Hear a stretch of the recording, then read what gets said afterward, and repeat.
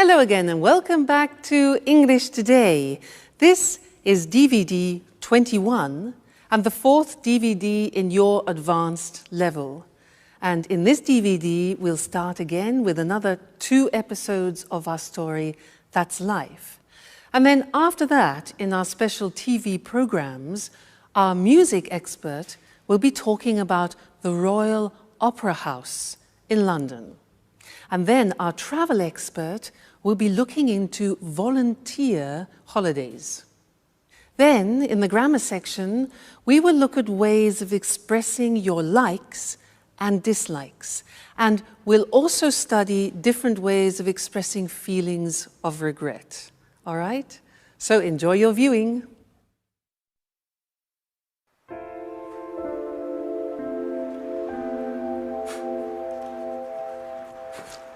Jack! Jack! I was waiting for you. Have you got a minute? Sure, Edward. What's up? You want to put some muscles in your film? Oh, Jack, you're quite a joker. I need some advice about a rather delicate matter. Well, it's about women. Oh, well, then you've come to the right person when it comes to women. In all modesty, I'm sort of an expert. Go ahead, shoot. But make it fast. I have to get to the gym. Oh, well, don't worry. It's like this.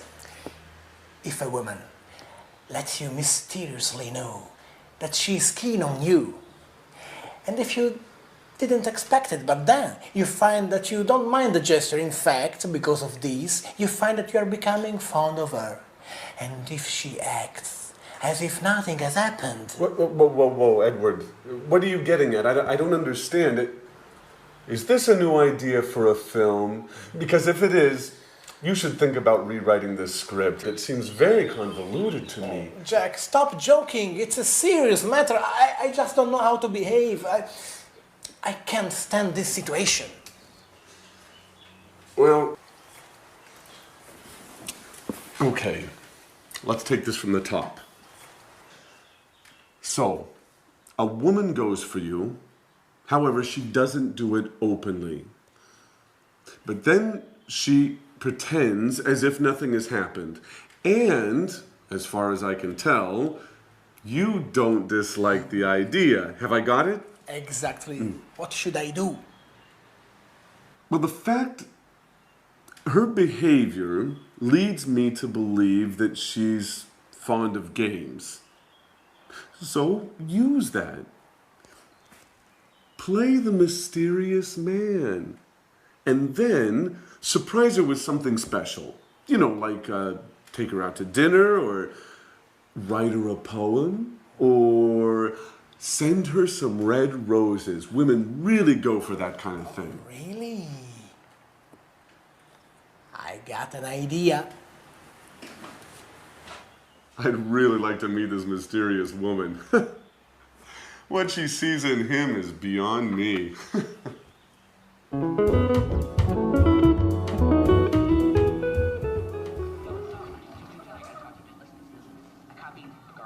Edward? Edward? Edward? Would you mind not watching the TV for a moment? I'd like to have a word with you. Is it important, Alice? Chuck is on. The reality program about show business. You know I'm nuts for this show. Yeah, I know. It's about the only thing you go for.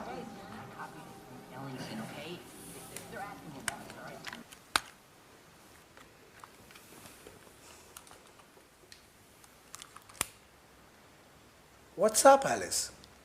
What's bothering you? Edward, I'm sorry. I didn't mean to be rude. It's just that... has something...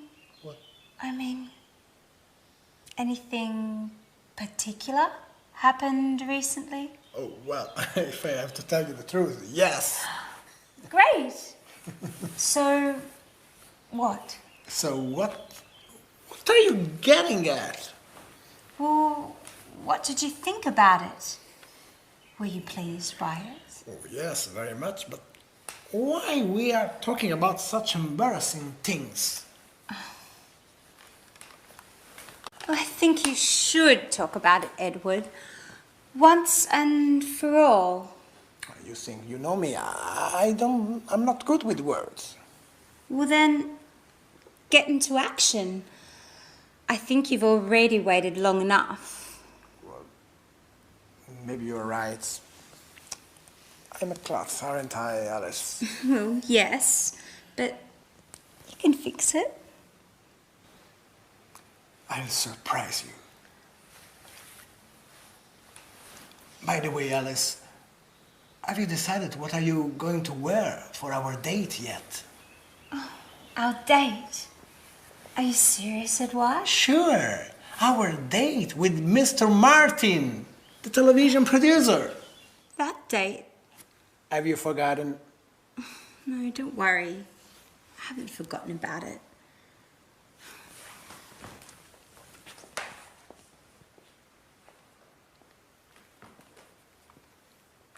He's way behind.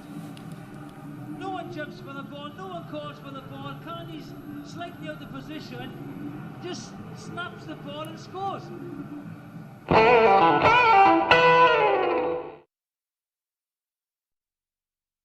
Hello again, and welcome back. Jack and Edward in that episode were talking about what they like doing and what they dislike doing. And in the English language, this is very interesting because there are different ways of describing what you like and what you dislike, different verbs, different phrases, and that's what I want to do with you now. I'm going to give you some examples in this little exercise. And if you listen carefully, you will notice how many different forms there are. It's like a little quiz. I'm going to talk to you about an animal, all right? I'm going to describe what this animal likes doing and dislikes doing, and then I want you to try and guess what the animal is, all right? So are you ready? Listen carefully. Well, these animals are keen on eating big animals. They're keen on eating big animals. They're fond of basking in the sun in the long grass. So they're fond of lying, basking in the sun in the long grass. They really love running at top speed. They love running at high speed, okay? They can't stand getting wet. Like when it rains, they can't stand getting wet. They can't bear being disturbed when they're eating. They can't bear being disturbed when they're eating. Another thing, they don't mind the presence of man, but at a distance, all right? Okay. They dislike being close to lions, dislike being close to lions. They hate being disturbed when they are with their cubs, with their babies, okay? Their babies, their cubs. As animals, they don't go in much for making noise. They don't go in for making noise, they're silent, they're quiet. And for them it's all right to eat only twice every 4 days, so once every 2 days. They don't have to eat every day. So, have you guessed the animal? It's a cheetah. Now remember that in English, a cheetah is not Mr. Monkey. A cheetah in English is the fastest animal in the world. It's the cat, the wild cat with dots. That's the cheetah, and that's what I was describing, all right? Now let's look more closely at the language that I used. So, if we are talking about likes, these are the possibilities.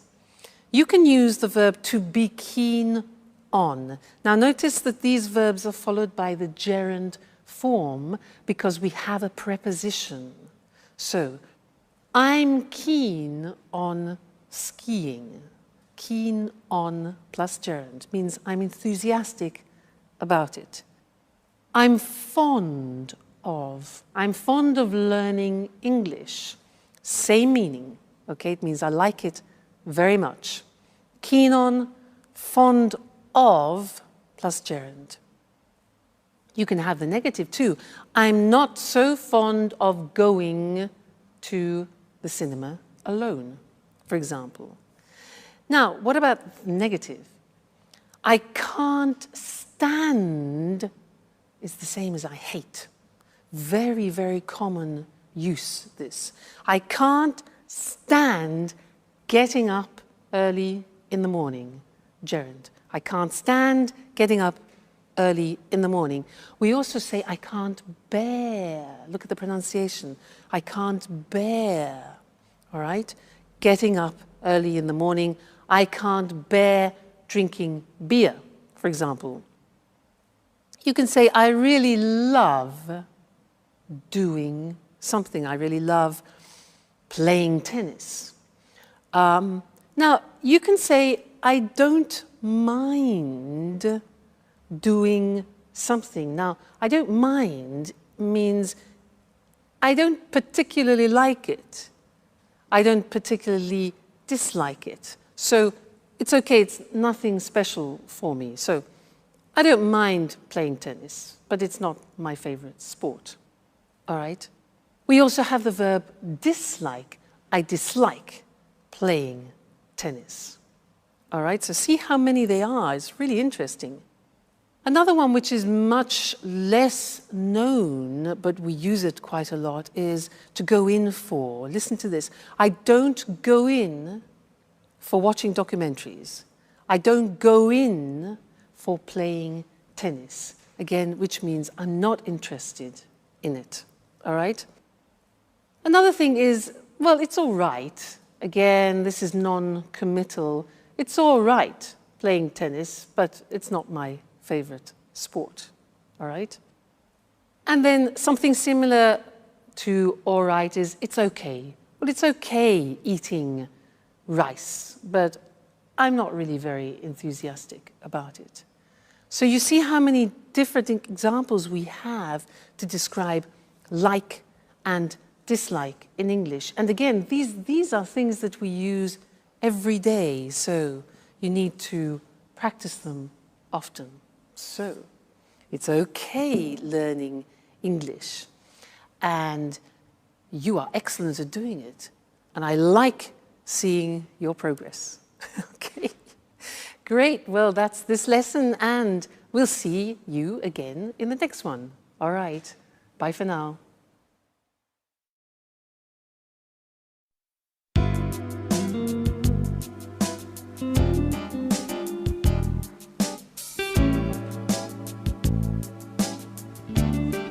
Great.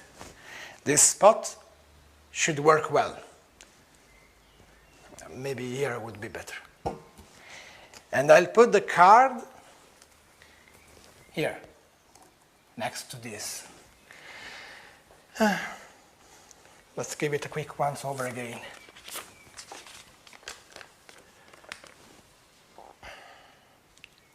And I should have done this long ago. Now I can't wait any longer. Listen to my poetry, written especially for you. You are perfume, the color of all flowers, the breath and scent of the sea, the warming strength of the sun. You, the shining star that lights my life. Who knows if she'll like it? What about these roses? Will she like them? What if she makes fun of me? Perhaps I shouldn't have listened to Jack, but of course.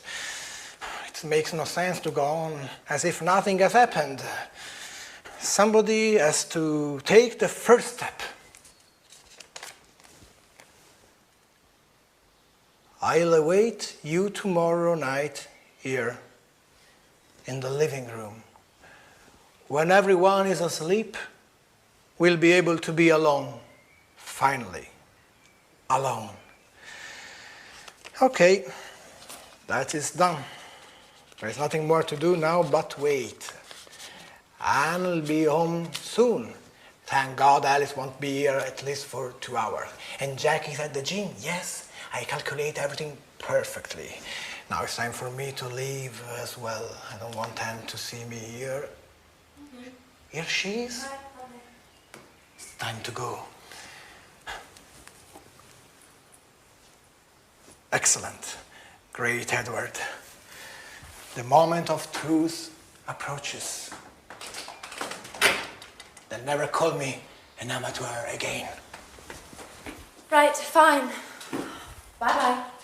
Oh, is the door open? Bloody cat's coming. Oh, what are these? For me? Oh, they're beautiful. I wonder who sent them.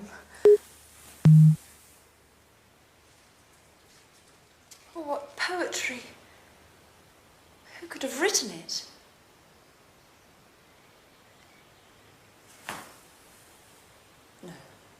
No, Anne. What are you thinking? Now, don't be silly. It can't have been Jack. Oh, my God. But then again, he's the only person I can imagine who would have written such lovely poetry and... Oh, my God. Oh, what if it were Jack? Now that Sharon is out of the picture... Who would have ever thought that one day...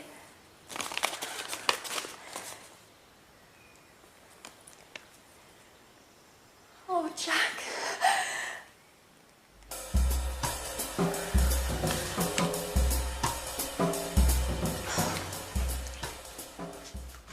Hi, Anne.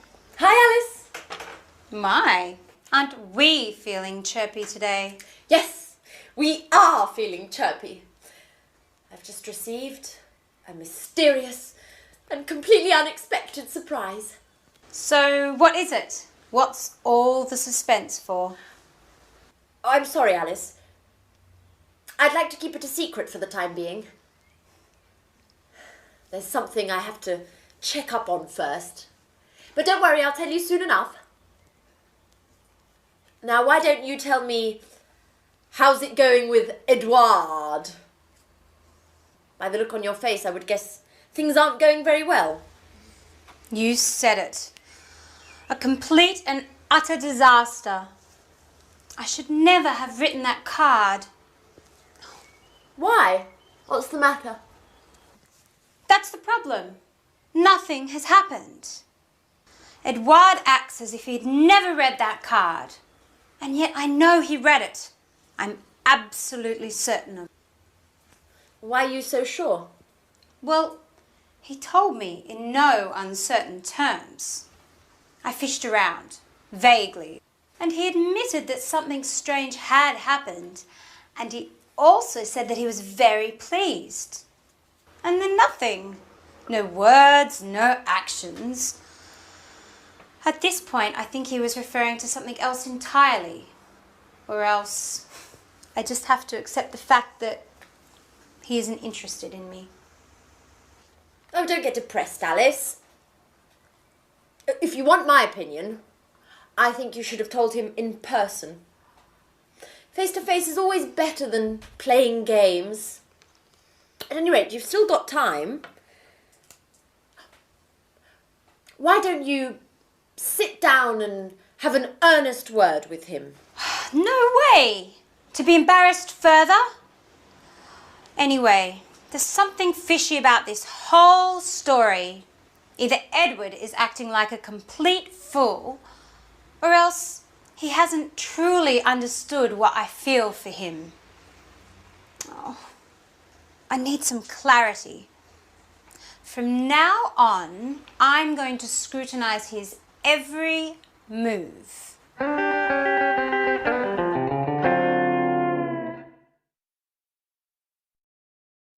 Hi again and welcome back for some more English language. Did you hear Alice talking about her regrets?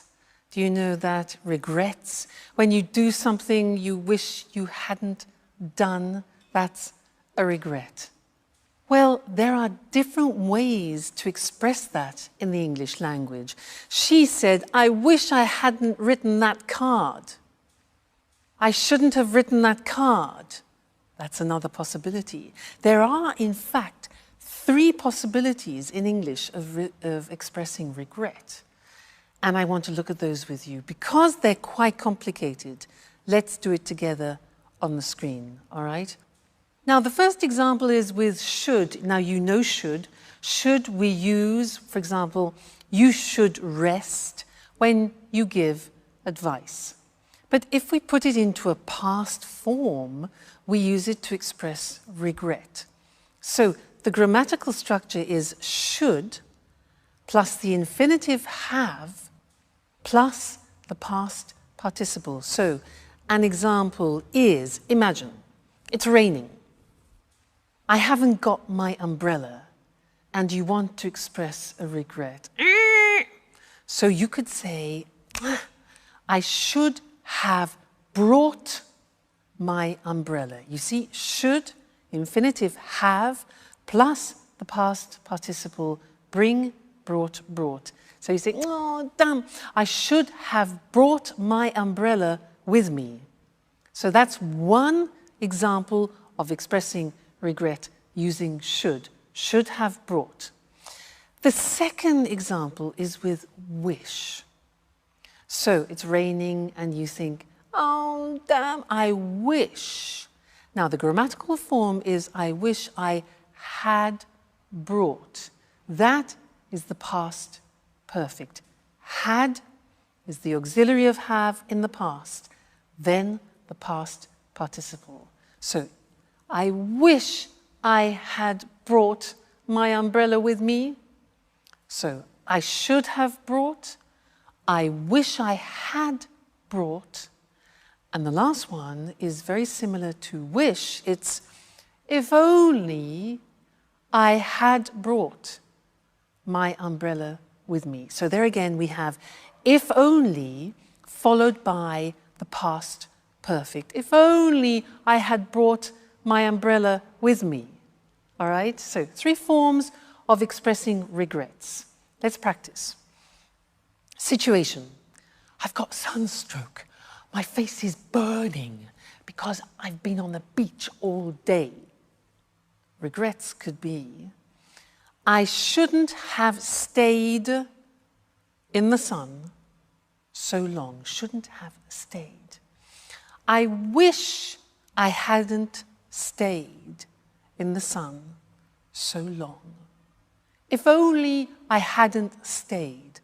Get the idea? Yeah? Good. Next situation. My car has broken down again. It's stopped.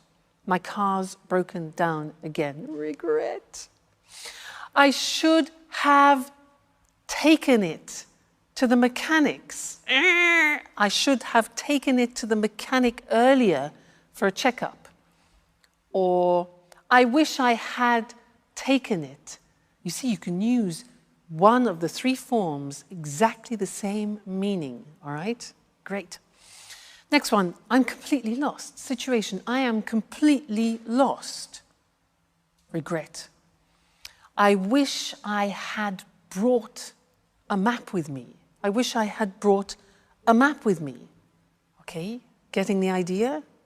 Next one, I've got a terrible headache. Oh, terrible headache. If only I hadn't drunk so much red wine last night. If only I hadn't. I shouldn't have drunk 3 bottles of red wine last night. Now I regret it. Another one. Damn, I missed the plane. I missed the plane. My alarm clock. Bzzz. I should have put the alarm clock on. Obviously.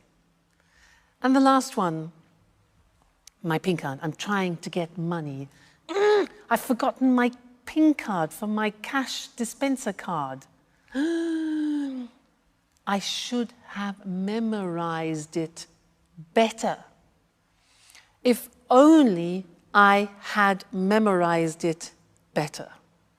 All right, so there are the three forms. Should have done, I wish I had done, and if only I had done.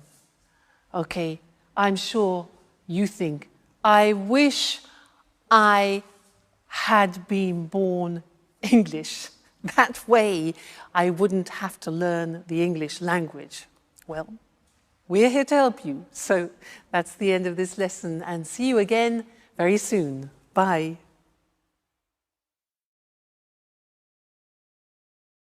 Hello and welcome to this week's edition of Music World. And of course, welcome to our music expert, Tony Moore. Hello, Lucy. And good morning to all our music fans. A great cultural icon with a very difficult recent history. A popular TV programme broadcasting these problems to a whole nation. And today, great performances to packed houses. I'm talking about the Royal Opera House at Covent Garden in London. The theatre dates back to 1732, but recently it's become more famous than ever. What exactly has been happening at the Royal Opera, Tony? Well, everything started with the restoration work that was begun in 1995. This work is now being completed, and we have the modern performance space that it is today. I can't see any trouble there. Sure, but the restoration work was partly funded by the National Lottery.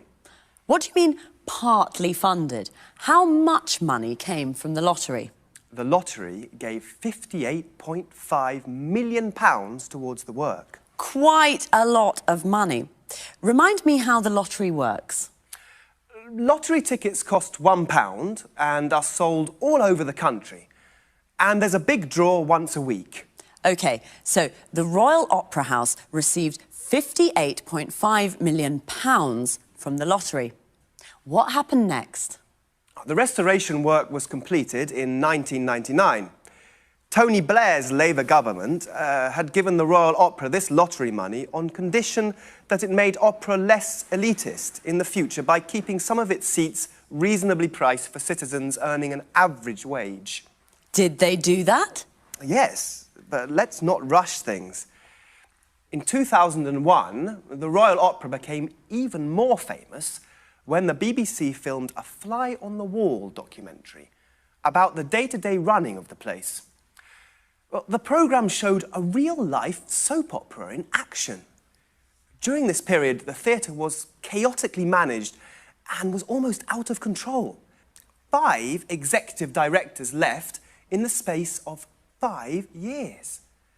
There was ongoing conflict between management and employees, and the Royal Opera suddenly found itself at the centre of a political debate about the funding of the arts in the UK. Many people asked whether opera wasn't too elitist an art form to receive funding from the government. Why? Is the running of the Royal Opera completely funded by the government? No, but it does rely in part on the government. 31% of its funds come from government subsidies. Today, corporate sponsorship is becoming more important. In 2006, this amounted to nearly £16 million. Of course, the rest of the funds come from ticket sales. I see. And then, how does the story end? The BBC documentary programme was a great success. It had a huge audience. The TV project wasn't so successful for the Royal Opera management, as it entered a period of financial crisis. And there was an enormous amount of criticism because of the high costs of the renovation work and because of the BBC TV documentary, which showed that the place was managed very, very badly. And today? Well, after so many years of difficult times, the Royal Opera is newsworthy simply because it isn't. For the last 5 years, the Royal Opera has been putting on successful operas and ballets. It's been doing a fine job. What's more, the Opera House has kept its promise. Now, it's attracting new audiences to listen to opera, and some of the seats are reasonably priced. So how much do tickets cost? The top price for a performance is usually £180, but half of the seats cost £50 or less. While the cheaper seats cost less than £10. Of course, they're not very close to the stage, but they are the cheapest grand opera seats in Europe. On an average evening, 48% of the audience is watching its first opera. So, a wider range of people are watching opera now in London. Oh, that's right. After a very difficult period, the Royal Opera is now running smoothly.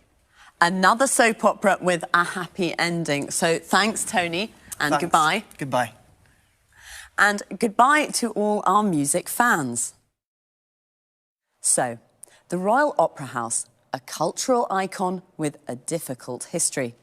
A cultural icon is a famous symbol for one of the arts, music, writing or painting. But today it puts on performances to packed houses. Remember, the phrasal verb to put on means to organise and perform. A packed house is a theatre with every seat sold out. We say a place is packed when it's full of people. The restoration work that started in 1995 was partly funded by the National Lottery. To be funded by means to be financed by, to receive money from someone or something, in this case, the lottery. It was partly funded, means that it received part of the money it needed. This money was given on condition that opera was made less elitist. Elitist means that it is only available to a small group of people, usually socially or intellectually superior. The expression on condition that means only if. The BBC filmed a fly-on-the-wall documentary about the day-to-day running of the place. A fly-on-the-wall documentary is a programme that shows everything that happens in real-life situations. Day-to-day means daily, of every day. So the day-to-day running of the place means the normal, everyday administration of the place. This real-life soap opera showed the theatre was almost out of control. A soap opera is a TV programme with many episodes that looks at the day-to-day lives of a group of people. Out of control means there is no control, like chaotic or disorganised. It showed the ongoing conflict between managers and employees. A conflict is a disagreement. It was ongoing, means that it continued for a long period of time. That's all we have time for today. See you again soon. Hello and welcome to this week's edition of the Travel Programme. In the studio with me once again is Christine Oteng, our travel expert. Good morning, everyone. Well, what does the word holiday conjure up in your mind? White sand beaches, beautiful blue sea and fantastic seafood? Or maybe cool mountain air and invigorating walks through alpine forests? How about this? Think helping to build a dam outside a village in Uganda. Think helping out in a rural hospital in India. Think showing visitors round a castle in England. That's right, today's travel topic is volunteer holidays, a way to travel and do good at the same time. Am I right, Christine? Right. A volunteer holiday can be a true life-changing experience. Travel, visit new places and help local people at the same time. It's a great way to really make contact with local people, their culture and the kinds of problems they face, and you can help in a small way to solve some of those problems. Certainly a holiday with a difference. What sorts of places have volunteer holidays? There are two kinds of volunteer holidays, really. A lot of these holidays take place in developing countries, in Africa, India, and sometimes in South America. Other holidays can be found in Europe and North America. So there are lots of destinations to choose from. And what sorts of things can you do? There's an enormous range of activities to choose from. In the developing world, a lot of the work is based around helping on infrastructure projects, so you may help to dig a new well or build a new footbridge or perhaps a children's playground. Or you may decide to help out in a local hospital or in an orphanage. All sorts of useful projects to improve the daily lives of local people in small ways. And what about the work in developed countries? Well, here the work is slightly different. It's usually for charitable organisations, like, for example, the National Trust, an English charity that looks after many castles and old houses. It also owns many areas of beautiful countryside. Anyway, it's possible to do lots of interesting things for the National Trust. What, for example? As you mentioned earlier, helping to show tourists round a castle in the summer, there is a beautiful 15th century castle on an island off the northeast coast of England, Lindisfarne Castle. Well, they're looking for a couple to do this job for a fortnight. OK, I'll think about that. But do you have to pay for these activities? Yes, of course you have to pay. Volunteer holidays in developing countries tend to cost more because travel costs are higher and some of your money will go to help the local community. In this way, you help poor people twice. Just one question, Christine. During volunteer holidays, do you have to work all the time? Well, usually there's a split between volunteer work and sightseeing. For example, during a fortnight's holiday to Africa, you may spend the first week on your volunteer work and the second week visiting game reserves, relaxing, shopping. The sorts of things you normally do on holiday. Good. So you have time for fun too. OK, everyone, the next time you're trying to decide where to go on holiday, forget the beaches, forget the mountains, and start thinking about leaving your comfort zone for Africa or the English countryside. Thanks, Christine, for that fascinating information. Goodbye. And, of course, goodbye to all travellers. Well, what does the word holiday conjure up in your mind? What does it conjure up? Means, what does it make you think of? What do you imagine when you hear the word holiday? A volunteer holiday can be a life-changing experience. A life-changing experience means it changes your life. There are two kinds of volunteer holidays, in developing countries and in developed countries. A developing country is a country with a low level of economic activity and low standards of living, like India and Africa. All these countries together are called the developing world. European countries are developed countries. There are lots of destinations to choose from. There are lots to choose from means that there is a big selection. There are lots of activities to choose from. You can help on an infrastructure project, a project that involves building or construction. You can help to build a footbridge, a bridge for people to cross on foot. You can help out in an orphanage. An orphanage is a home for children who have lost their parents. Notice how we say help to do something, help on a project, and help out in a place. You could also work for a charitable organisation in a developed country. A charitable organisation is an organisation whose aim is not to make a profit, but to help people in need. For example, you could spend a fortnight showing tourists around a castle in England. A fortnight is a period of 14 days. They're looking for a couple to do this job. A couple is two people, usually a man and a woman who are married or in a relationship together. OK, well, that's all for this week, so take care and study hard.